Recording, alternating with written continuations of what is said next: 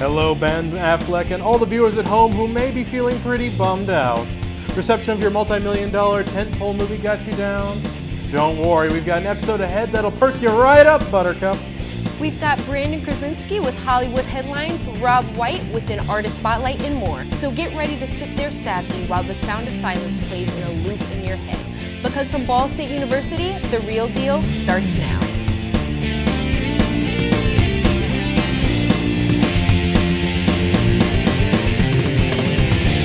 Hello and welcome to The Real Deal, Ball State's one and only entertainment news show. I'm Aiden Hall. And I'm Sunny Clark. Before we begin the episode, we wanted to give a quick shout out to all the incredible student filmmakers who got their work showcased at Frog Baby Film Festival this past weekend. It truly was a testament to running around campus with an NX5, trying to bribe your friends to play an extra exchange for a bag of Cheetos.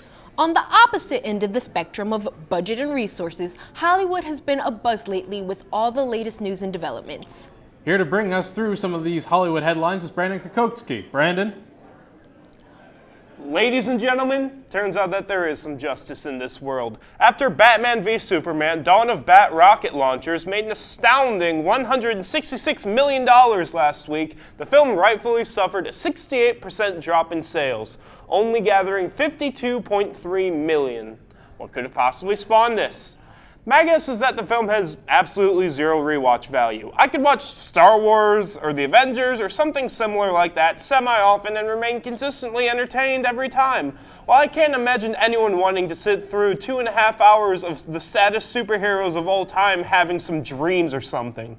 Anyways, Justice League begins filming soon and the DC Extended Universe looks to be chugging on without breaking down, so we'll see what happens. And if Zack Snyder's continued self-indulgent bleak fests can be sustained financially. Jon Stewart, former host of The Daily Show, has remained relatively quiet as of late. Apart from saving bowls on the New York City streets and fighting for the continued rights of the 9/11 first responders, the comedian hasn't really done much in the form of public appearances post-Daily Show. This pattern remained consistent then, with a recent tidbit released by core members of the creative team behind Star Wars The Force Awakens. According to them, Jon Stewart was asked to mask up as a stormtrooper and appear in the film, adding to several other celebrity cameos in the film that included Daniel Craig, Simon Pegg, and Radiohead producer Nigel Goodrich. However, Stewart declined due to the fact that he wouldn't get the chance to play a good guy. Now, I personally think he would have fit right in. Wouldn't be the first time someone was a bit short to be a stormtrooper. And finally, in the ever-present category of Indonesian environmental news, that particular country is mad at a certain recent Oscar winner. That's right, the country of Indonesia has threatened to bar Leonardo DiCaprio from its borders, and no, I can't believe I just said that either. The international feud between a global superpower and the islands of Indonesia came about due to an Instagram photo Leo put out of him fist-bumping an orangutan. The text of the post simply criticized the country's deforestation practices, leading to spokespeople from the country effectively saying, "Look, Leo, we know that our country's deforestation is completely destructive and absolutely should not be happening, but we'll have to bar you from the country if you're going to keep making people aware of the problem and you're going to make people angry at us." Now me, as a red-blooded American, I'm incredibly excited to see how this story pans out. Till next time, it's Brandon Krasinski. Thanks, Brandon. See, if I were Indonesia, I would be more concerned that he would consider cutting open that orangutan and taking a cat nap in its carcass. But now it's time to move past silly little stories about environmental destruction and move on to something all you kids at home really care about, Drake. Here to detail Drake's rise to the top is Rob White. Rob? If there is any hip-hop artist who has been talked about for a year straight, has been extremely consistent with their content, and has been reaching levels of mainstream success that their peers only dream to imagine, it's got to be none other than the Sixth God himself, Mr. Aubrey Drake Graham. Although it seems his presence in our mainstream music culture happened in only a year or two, the Toronto rapper/singer has been prevalent in hip-hop since 2009, being labeled as that emotional rapper that sings songs your girlfriend likes. But over the past couple of years, his transition from being labeled as a sensitive rapper to now being one of the most prevalent hip-hop figures in today's society, Drake is definitely an artist to watch out for. As mentioned before, he has been successful in the hip-hop community for about 7 years now. But before all that, he was a child star starring as Jimmy Brooks in the hit show Degrassi: The Next Generation. but when he realized his love for music, he quit acting and pursued a full-time music career. He put out some mixtapes, including his big break So Far Gone, and later found himself working alongside Lil Wayne, Nicki Minaj, and many other hip-hop figures.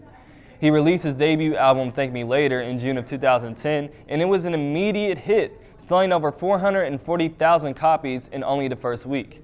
Since then, his success grew more and more, and with the help of his other albums, such as Take Care, which won a Grammy for Best Hip Hop Album, Nothing Was the Same, and If You're Reading This Is Too Late, which were both Grammy nominated for Best Hip Hop Album, and the joint album with Future called What a Time to Be Alive. And not to mention his great singles, including his 2015 hit Hotline Bling. Today, Drake is not only a successful rapper and singer, but he also dabbles in other high-end opportunities as well. He started his own record label, OVO Sound, and hosts his own annual hip-hop music festival, OVO Fest, in his childhood home of Toronto. He is also the global ambassador for his hometown NBA team, the Toronto Raptors, and is one of the main spokesmen for Jordan Brand.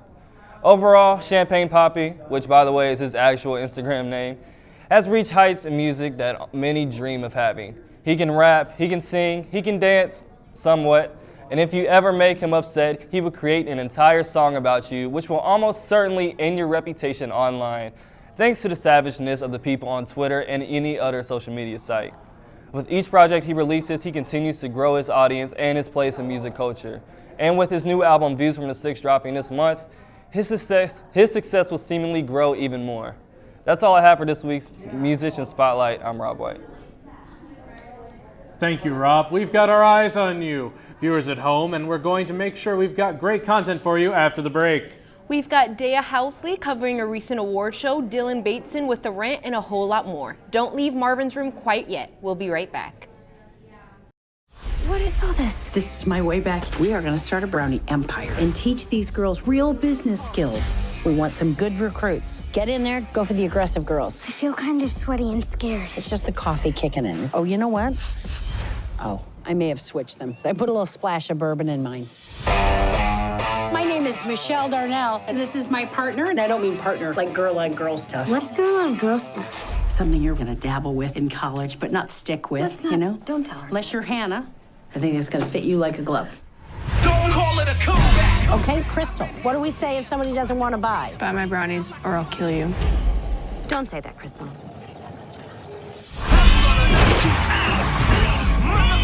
Hey, this is where dandelions sell. Bitch.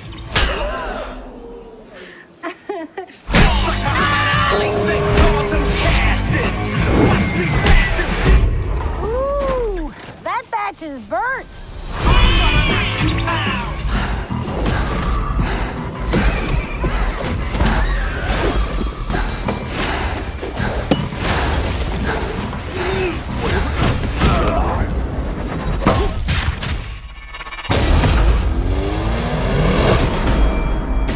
This is war, baby!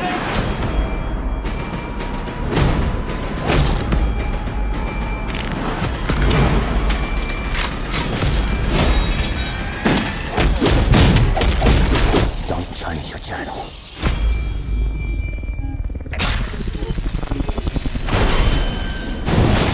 Come on! Cash!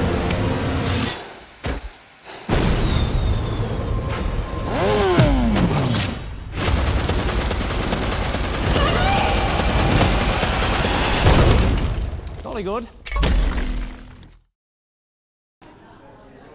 Welcome back. Now, it seems like country music gets approximately 90 different award shows a year, which is why it's refreshing to be able to cover the award show that doesn't focus on that genre.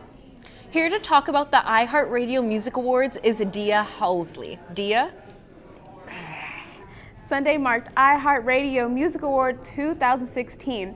Jason Derulo hosted this year's award show, which was held in Inglewood, California. Taylor Swift ruled the show, winning 4 awards in Album of the Year, Female Artist of the Year, Best Tour, and Most Memeable Moment, titled Crazy Girl, from her music video Blank Space. Other big winners included Adele with Hello, being Song of the Year, Justin Bieber with the Best Fan Army, The Beliebers, and Fetty Wap for Best New Artist, just to name a few. Hosting the awards wasn't the only thing Jason Derulo did. The singer took to the stage to perform his new single, If It Ain't Love, live for the first time. what better way to open the show than to perform your own song? Justin Bieber performed his song Love Yourself before transitioning into his new single Company.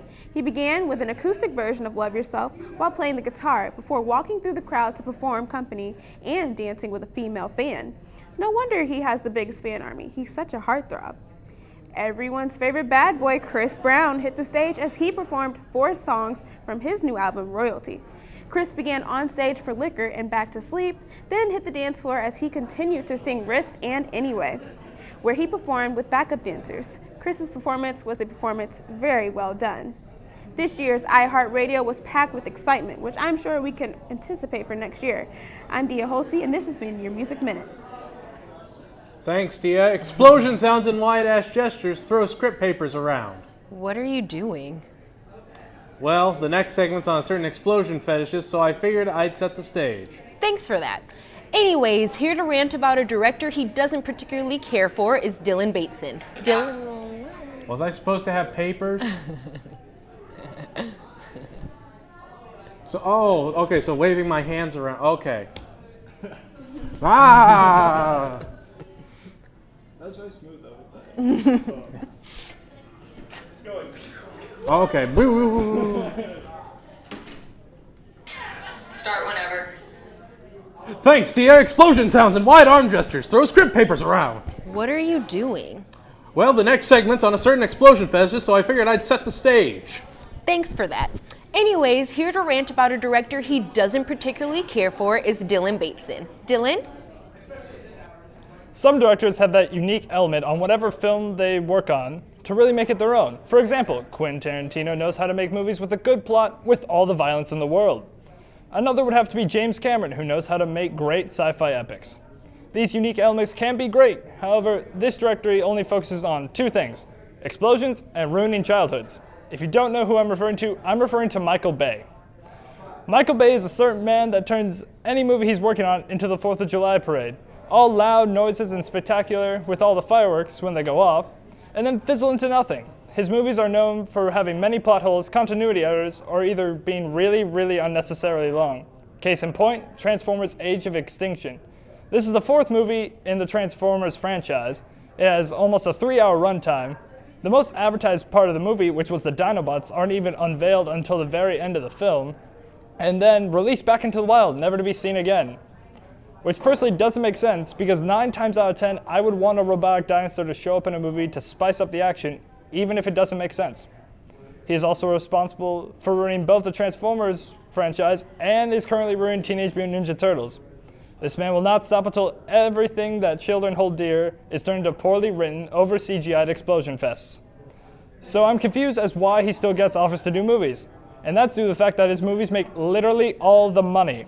Transformers: Age of Extinction made $1.104 billion worldwide, which also proves that money speaks louder than any form of criticism. Thanks, Dylan. Though it does sting a little to see you insult the director of the all-time greatest film, Pearl Harbor. Wow, didn't take you for a fan.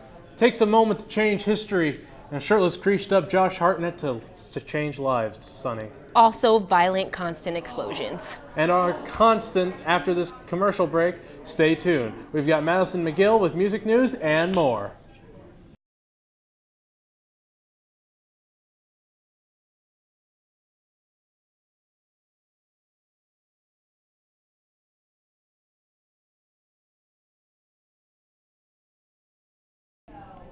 Thanks for sticking with us. Now, brief warning, we're about to detail aspects of one of the most dangerous, violent concerts you can ever hope to go to. What artists?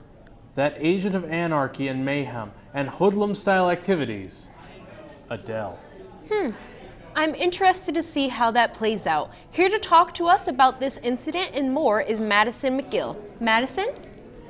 Injury is the last thing you'd expect at an Adele concert, but last Friday at the sold-out show at the SSE Hydro in Glasgow, Scotland, a fan received an unwelcome surprise when a chain fell from the production rigging. Sounds like a certain Adele fan might be saying hello from the other side. Just kidding, they're recovering and will be just fine. A spokesman for the venue released a statement saying that the woman was taken to the hospital as a precaution after being attended to by their own medical team. Currently, they are working with the promoter's production team to figure out why it happened and make sure it doesn't happen again. Adele tweeted her apologies, and she will perform a second show at the arena. Guns N' Roses surprised fans with a concert last Friday night at West Hollywood's Troubadour music venue. The band released a limited number of tickets at only $10 a piece at the former location of the famous Tower Records store on Sunset Strip. The concert marked the first time Axl Rose, Slash, and Duff McKagan have performed together on stage since their Buenos Aires gig on July 17, 1993. Rose, Slash, and McKagan were joined on stage by longtime keyboardist Dizzy Reed, guitarist Richard Fortus, drummer Frank Furr, and new keyboardist Melissa Reese, their first female band member. Guns N' Roses also announced their Not in This Lifetime tour, a 20-date stadium trek that kicks off June 23rd and wraps August 22nd. At the 2016 NCAA March Madness Music Festival, music took center court as it kicked off 3 days of free shows Friday at Discovery Green. Thousands of fans flocked to see Fall Out Boy, Panic at the Disco, and Lucas Graham on the main stage. The event also featured local bands and DJs. Fall Out Boy hit the stage with a full set list featuring songs from all 6 of their albums. Panic at the Disco performed everything from Don't Threaten Me with a Good Time to I Write Sins Not Tragedies, not skipping Brendan Urie's mid-song backflip. Lucas Graham celebrated the release of their first U.S. album, which features their current chart-topping single, 7 Years. Saturday's lineup included Kendrick Lamar, 21 Pilots, and Jason Derulo, and concluded Sunday with Maroon 5, Pitbull, and Flo Rida. Thanks, Madison. And now The Real Deal proudly presents the top 5 Axl Rose's old jokes in celebration of GNR getting back together. At number 5, we have Sounds like Axl Rose used his patience a little too long there. At number four, sounds like Axl Rose's idea of Paradise City is Punta Gorda, Florida. Number 3, more like Welcome to the Bingo Hall. Number 2, Chinese democracy. And finally, number 1, sounds like Axl's sweet child of his was a sweet child of their own. Stay with us for our final word.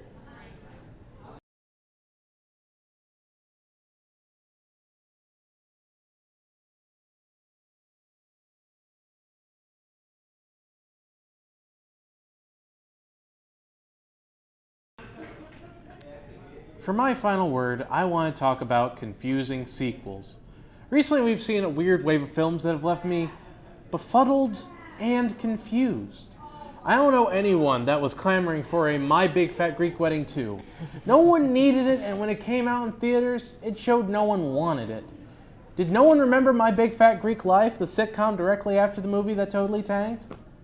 I remember that sitcom. And then you have something like Barbershop, The Next Cut. Why? Why make this movie?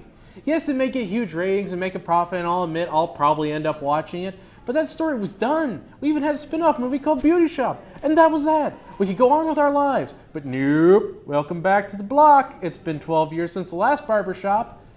12. Children have been born that have never heard of Barbershop until now. The star power behind this movie has not aged well, and we all still remember Are We There Yet 2? So I guess I'm thankful Ice Cube decided to resurrect this series instead.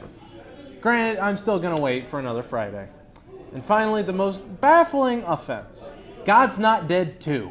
He's still not dead. I understand the appeal of Christian films, and while they're not for me, I have nothing negative to say about them. What I do have to say is, why coattail off of a contained story just to use the movie name? Granted, seeing the actor that played Satan in Reaper say that he's going to prove God's dead is the most hilarious thing I've seen all year. The movie doesn't need to exist. You could call it Teacher Problems or Sanctified Scantron, and it'd still get the same audience. The last thing I want is a continuation in the God's Not Dead trilogy, proving once and for all that God is still most certainly not dead, and never has been. It's just a weird trend this year. Nostalgia is one thing, but this is just mind-boggling. Give me something. Anything better. Film has thrived for 100 years, and you know how it thrived? By not making Barbershop 3, Greek Wedding 2, where the greatest star power is Joey Fatone and John Stamos, and God's Not Dead 2. Make something new, or at least something that can't be categorized by just a number. Arriving in theaters on April 15th, Disney's The Jungle Book is a live-action CGI adventure fantasy, directed by Jon Favreau, who also directed Iron Man. This classic children's book is getting a real-life revamping.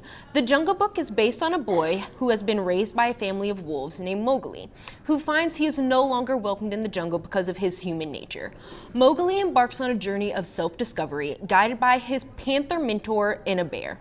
This new live-action film includes the voices of Idris Elba, Bill Murray, Christopher Walken, and Scarlett Johansson. This family film is sure to be a hit this summer with not only a high entertainment value, but also an epic journey that audiences everywhere can get lost in. I, for one, can't wait to see this new Disney film.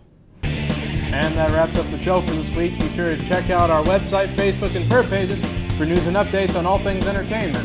I'm Aiden Hall. And I'm Sunny Clark. We'll see you next time.